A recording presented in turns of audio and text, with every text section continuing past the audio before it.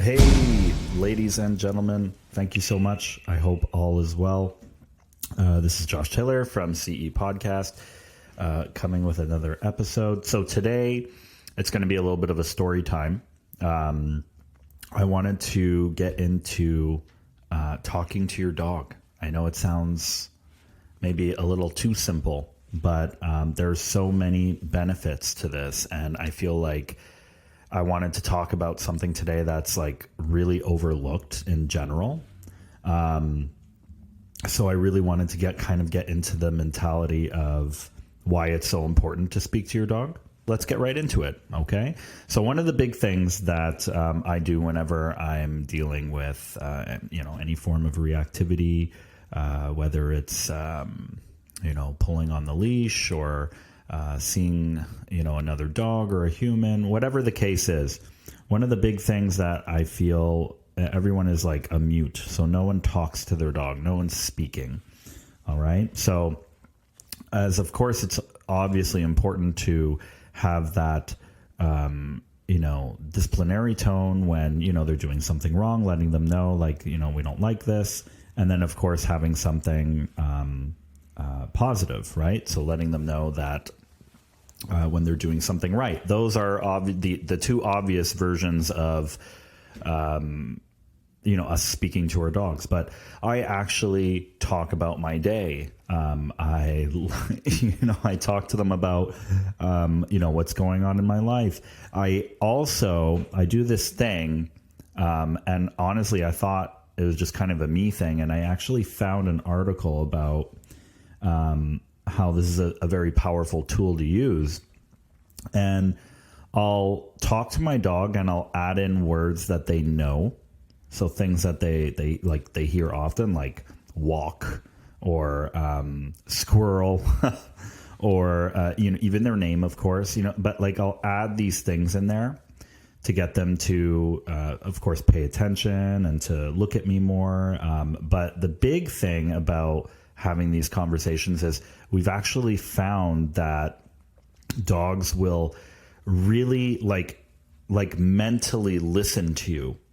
So this is actually such an important tool, and I see it time and time again when we're dealing with reactivity, when we're passing people.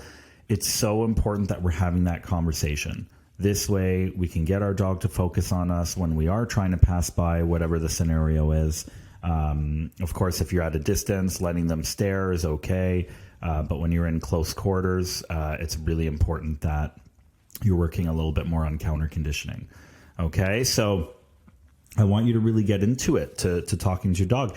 And so some of the things that I'm just going to kind of add is, so we know for a fact that talking to your dog improves bondmanship, of course, right? So it's about making them feel comfortable. So when you talk with that soft tone, they've done studies on this. It actually releases oxytocin to the brain, the hug hormone. Also read an article once about how a study they did, I forget which university it was, but they did a study and they found that when women spoke to dogs, they actually naturally de-stressed them. And when, of course, when we spoke to dogs, we apparently stress dogs more. I know you're thinking of all sorts of jokes. Like, I think the people I have talked to about this, they all say the same thing. They tell me my partner basically does the same thing to me, which stresses me. So haha, funny. But to go along with that, okay, there's something in there that's just really important. And it doesn't mean that men are, it's hopeless. Like we're stressing our dogs when we're talking to them. It's about the tone, right? So talking to them in that soft tone, like, good job. Oh, you're such a good dog. This is just as good, okay, to really implement those, that hug hormone, those oxytocins to the brain. So this is really, really important. And also it keeps them engaged, right? So when you're talking to them, you're walking down the street, and you add in a couple catchphrases that they really know well, cat, dog, whatever it might be. getting them to focus in on you like this can really, really help. And it's, like I said before, it's really, really great for getting them to pay attention to you, to really initiate communication. So overlooked.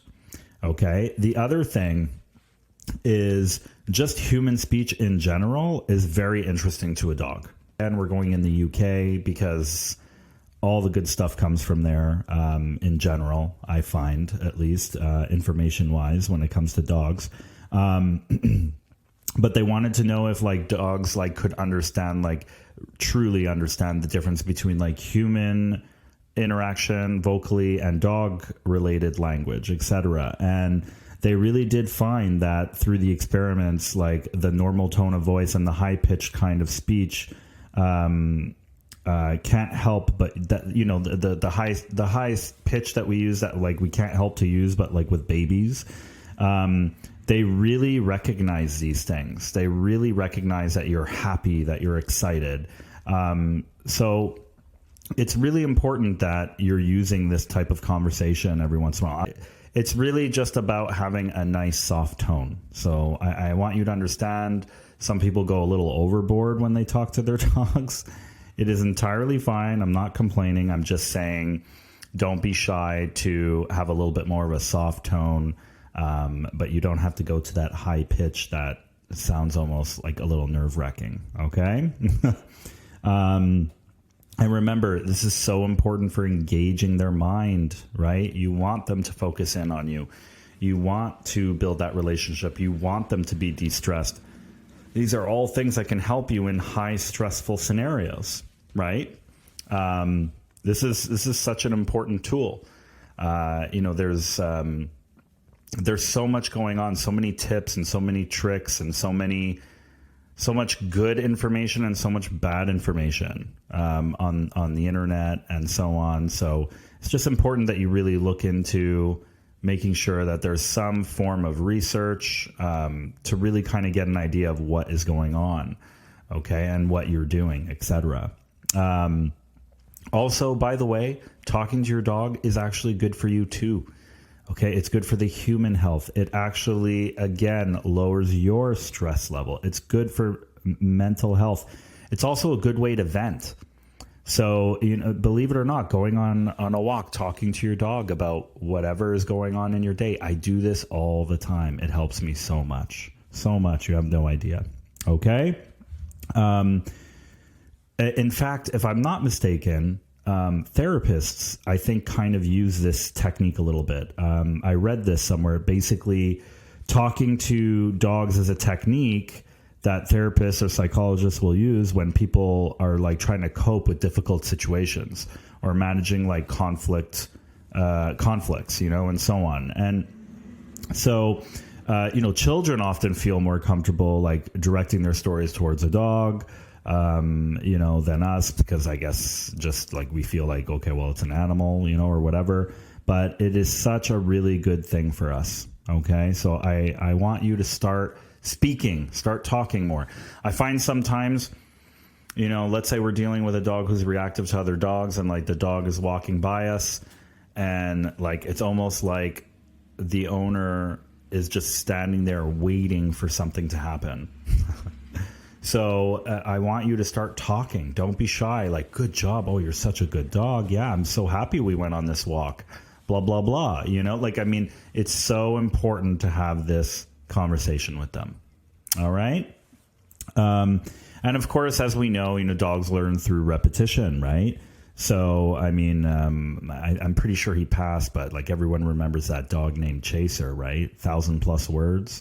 That was awesome. So when you are on your walks, though, I'm not saying your dog, is going to be like Chaser and you're going to learn, your dog's going to learn 1,000 words.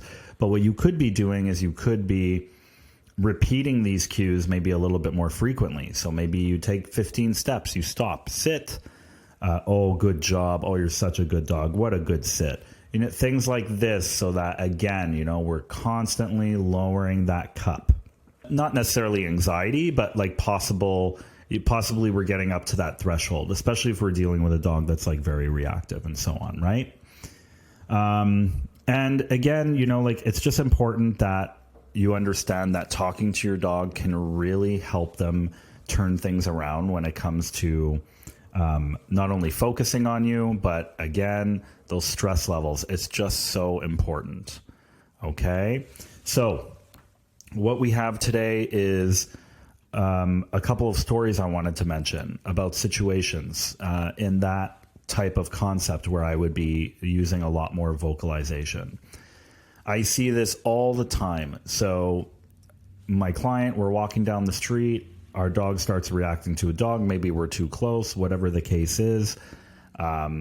They are almost frozen. So there's no conversation happening to the dog before or after or during. And so the dog is just kind of on high alert, looking around. There's no focus. And yes, of course, there's commands that we can do to work on this. But the idea here is that I just want you to get into a steady flow, like as if you were going for a walk with a friend, and just start having a conversation with your dog. Okay. And every time they happen to be looking at you because maybe you're saying catchphrases or they're just interested in your voice and they're looking up at you, start rewarding this behavior. It's such an easy way to get what you need on your walks. Again, in controlled circumstances where you have a little bit of distance, but obviously start with minimal distractions and then build yourself up. Okay. I think that's a really good, important tool to use that is just it's so underrated. Another big thing, I'll give you another example is I had a client where the dog would always stop walking. So and I have plenty of them, right? And so the dog would just stop walking, wouldn't walk anymore. And they're standing there, they're trying to get the dog to come, let's move, let's go. Now, obviously, I don't want you pulling out a treat every time the dog stops, because then the dog will probably associate, right, that oh, this is kind of fun.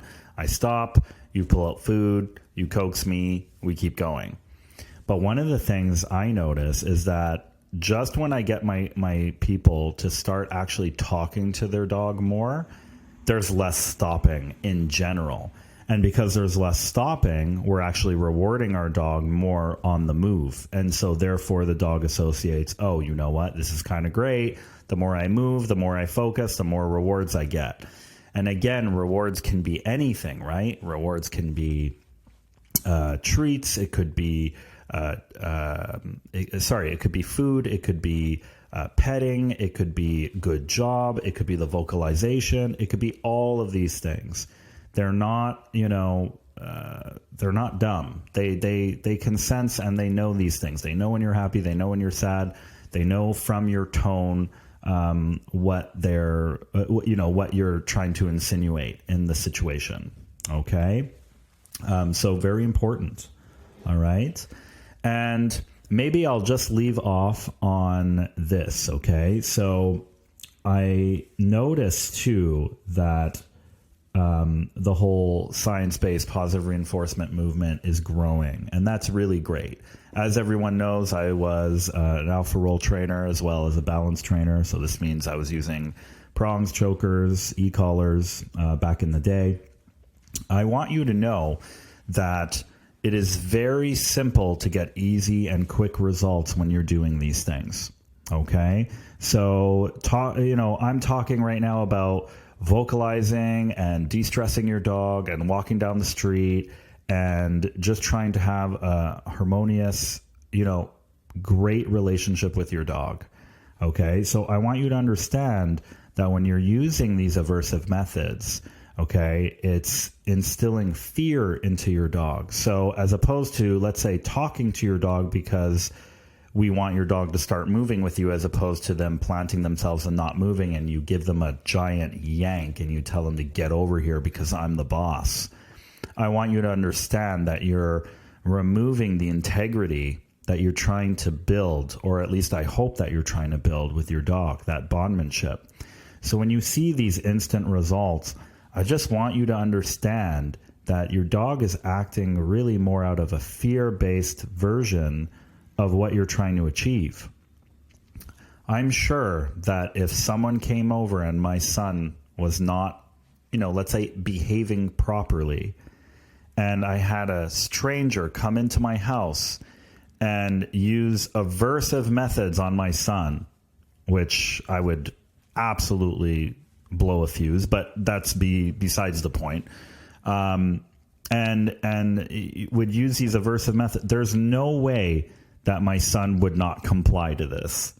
I mean, let's be real, right? You're dealing with a toddler, and your dogs are, we know for a fact, the mental capacity of that of a toddler.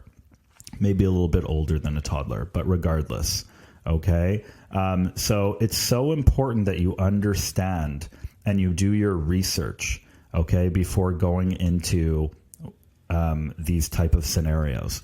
Take it from someone who's literally done the whole grab the leash, choke your dog until your dog basically submits so that I can pet your dog and be like, see, look, the dog isn't attacking me anymore, right?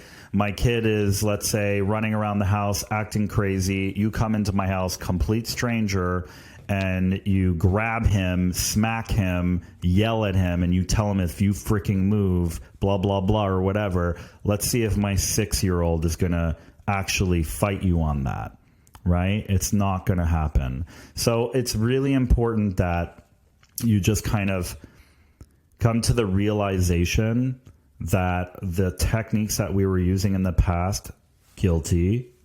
I was obviously using these techniques. I need you to understand, though, that there are a lot better ways out there. I'm not saying it's. I'm not even trying to tell you that you know that this isn't an option for people who don't care about what I'm saying. If this is an option and you don't care if you instill fear, you don't care about bondmanship, you don't care about relationship, then by all means do it. Like, it is what it is.